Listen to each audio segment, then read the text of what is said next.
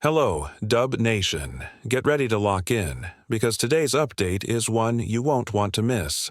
Before we jump into the heart of it, make sure you show some love by tapping that like button and subscribing to Warriors News Fan Report.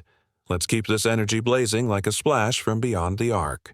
Whispers around the league have suggested Golden State's front office is weighing blockbuster options to fortify the roster, and these murmurs have reached a crescendo over the past 24 hours. We've heard the usual names tossed around: Giannis, Antetokounmpo, Kevin Durant. But what if I told you the real target might already be lighting it up in the Eastern Conference, quietly carving out a niche as one of the most lethal marksmen in basketball? Imagine a player whose three-point stroke is as cold as the Bay Area breeze, yet carries the value of multiple lottery picks in his contract. But who is this mystery sharpshooter? And why could he be the perfect fit to reignite the Warriors' championship chase? Let's rewind to the beginning of March, when the Brooklyn Nets quietly became the focus of trade chatter centered on one of their more under-the-radar pieces. This isn't the flashy wing who averaged superstar numbers, or the playoff hero who rose to the occasion. No, this is a smooth operator known for darting off screens, stepping into catch-and-release triples, and never flinching under the bright lights. Some executives now believe Brooklyn may be willing to part ways with this shooter in exchange for a haul of draft capital. Could this be the golden opportunity Golden State has been waiting for? Think back to last season's playoff run. Stephen Curry dazzled as always, Klay Thompson remained the equalizer on both ends, and Draymond Green orchestrated defenses like a maestro. But cracks appeared when opposing defenses dared to sag off perimeter threats. With Curry's mileage increasing and the physical grind of a long season taking its toll, the Warriors need that extra layer of floor spacing to keep defenses honest. Could adding a lethal marksman alongside our core elevate this team from title contenders to outright favorites? According to a recent report by a well-connected insider, the Nets are eyeing a strategy to consolidate their collection of late first-round picks, possibly packaging them with future picks or promising role players to vault themselves back into lottery contention. That's where Golden State enters the equation. The rumor mill suggests that the Warriors could flick the switch on a sign-and-trade maneuver, sending one of their rising young wings to Brooklyn in exchange for a pure shooter whose contract clocks in at roughly $94 million over the next few seasons. It's a move that would require deft salary cap choreography, but when has the Warriors' front office ever shied away from complexity if it means bolstering a legitimate title run? Now, let's talk specifics. Imagine this scenario. Jonathan Kuminga, still raw but bursting with athletic upside, finds himself offered to Brooklyn as part of a package that includes a couple of future first-round selections. In return, Golden State brings in the seasoned Nets sniper, whose career averages hover around 38% from three and who slotted over 200 triples last season alone. The vision: stretching the floor, punishing drop defenders, and driving lanes for Curry and Andrew Wiggins like never before. Add to that the defensive tenacity of Draymond and the off-ball movement by Klay, and suddenly a lineup that looks impossible to contain emerges. Of course, the road to pulling off such a trade is paved with questions. Would sending Kuminga, and potentially a pick or two, upend the Warriors' youth movement? Can Steve Kerr seamlessly integrate a player who thrives off catch-and-shoot opportunities into a system defined by motion and constant passing? There's also the human element. This sharpshooter has built chemistry with teammates in Brooklyn, and uprooting that rhythm mid-season is no small task. Yet insiders point out that his unselfish approach and team-first mentality align perfectly with Golden State's ethos. Could this mutual respect be the catalyst that turns a tentative exploration into an all-out pursuit? Picture the calling card for this deal: a silky smooth jumper that leaves defenders flat-footed, quick-release mechanics that rival the best in the league, and a versatile defender who can switch onto wings and help pack the paint. It's the kind of tangible rotation upgrade that could transform second-chance opportunities into guaranteed offense. And let's not forget the message it sends to the rest of the NBA. Golden State isn't waiting around for free agency fireworks or blockbuster free agent signings. They're proactive, inventive, and ready to leverage every asset to build a roster that transcends the status quo.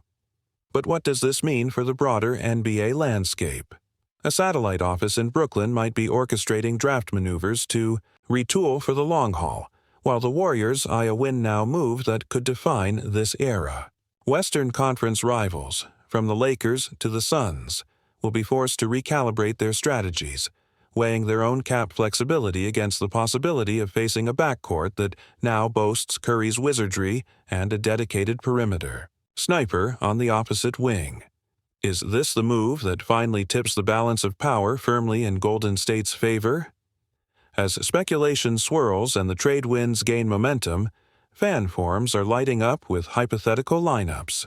Dub Nation Twitter feeds are flooded with mock-up jerseys and buzzworthy highlights, all centered around this elusive sharpshooter. Even local Bay Area sports bars are buzzing with debate. Could this trade make the Warriors unstoppable? Or is it worth sacrificing future potential for a playoff boost? The passion is real, and the stakes couldn't be higher. Let's not overlook the financial gymnastics required.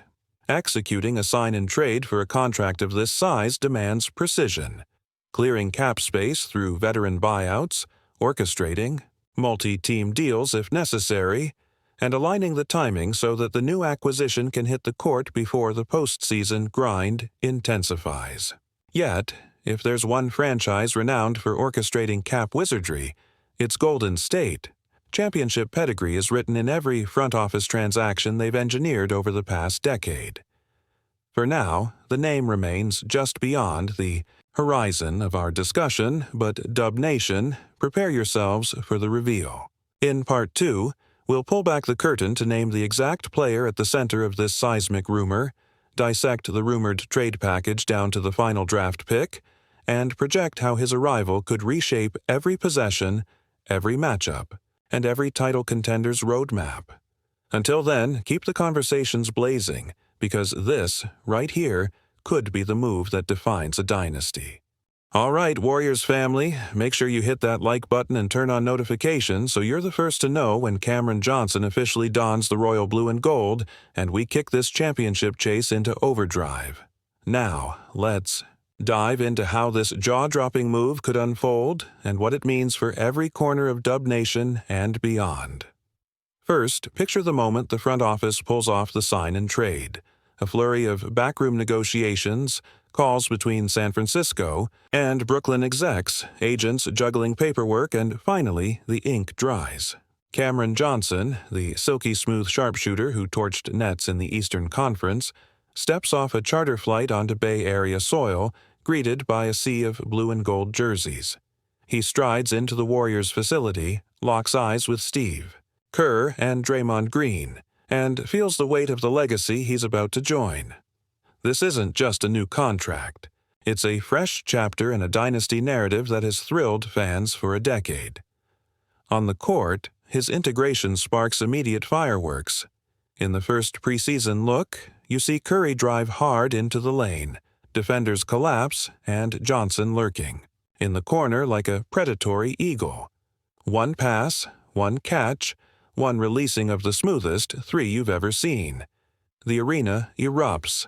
This is precision offense at its most beautiful. But even that highlight fails to capture the more subtle shifts. Defenses can no longer cheat off Clay or Curry because Johnson's gravity forces every drop-back defender to stay honest. Suddenly, pick and roll for Draymond becomes a two-level threat as well.